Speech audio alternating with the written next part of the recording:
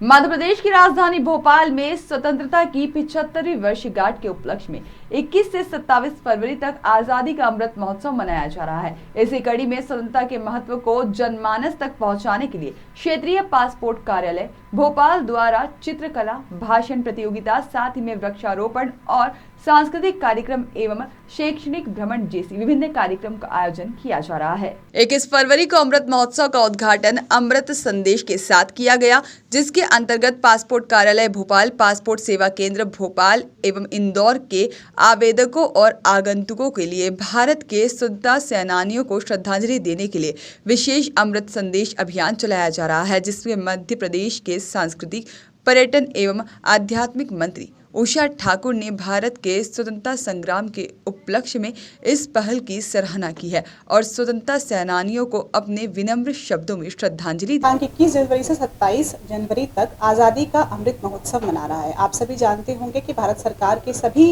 मंत्रालय 15 अगस्त 2023 तक विभिन्न कार्यक्रमों को करते हुए आज़ादी की 75वीं वर्षगांठ का आयोजन कर रहे हैं। इसी कड़ी में क्षेत्रीय पासपोर्ट कार्यालय भोपाल ने भी अलग अलग दिन में पूरे सप्ताह तक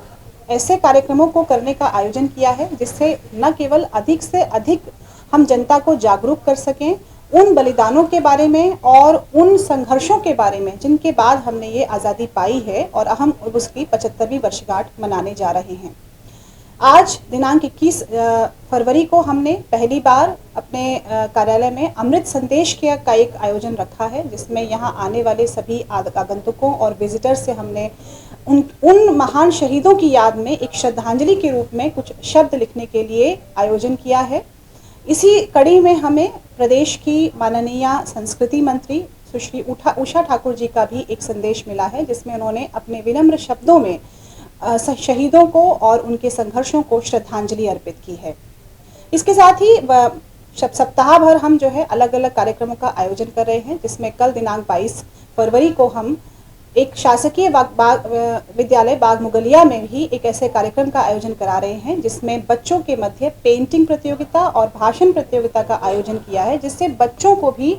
शहीदों और आज़ादी का महत्व पता चल सके। नई पीढ़ी को जब यह महत्व पता चलेगा, तभी हमारे देश में आज़ादी की 75वीं वर्षगांठ मनाने का वास्तव में आयोजन सफल हो पाएगा।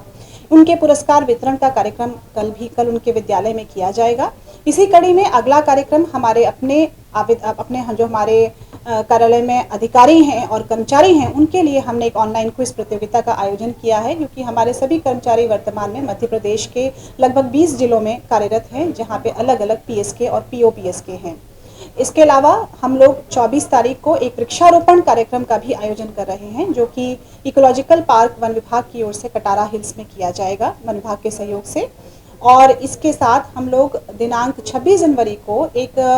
Indian council of cultural research की ओर से मध्य प्रदेश और छत्तीसगढ़ में जो भी विदेशी छात्र पढ़ रहे हैं, उन छात्रों का एक सोशल और कल्चरल टूर हमने भोपाल के लिए आयोजित किया है। और उस क्रम में 26 तारीख को शाम को एक सांस्कृतिक संध्या का भी आयोजन किया जा रहा है, जिसमें स्वतंत्रता संग्राम के ऊपर एक डांस ड्रामा का आयोजन लिटिल रंगश्री बैले ट्रूप द्वारा किया जा रहा है, और जिसकी मुख्य अतिथि माननीय संस्कृति व पर्यटन मंत्री सुश्री उषा ठाकुर जी रहेंगी और विशेष उपस्थिति प्रिंसिपल सेक्रेटरी श्री शिव शेखर शुक्ला जी की रहेगी। कार्यक्रम का समापन 27 फरवरी को एक मैत्री मैच के साथ किया जाएगा, जिसमें पुनः कार्यालय के अधिकारियों व कर्मचारियों द्वारा एक श्रद्धांजलि स्वरूप कार्यक्रम का आयोजन किया जाएगा। और इसके साथ ही हम अपने आज़ादी के अमृत महोत्सव आयोजन के सफलता के लिए आप सभी को शुभकामनाएं और साधुवाद देते हैं। धन्यवाद। खैर, मध्य प्रदेश के लिए भोपाल से उमेश यादव की रिपोर्ट।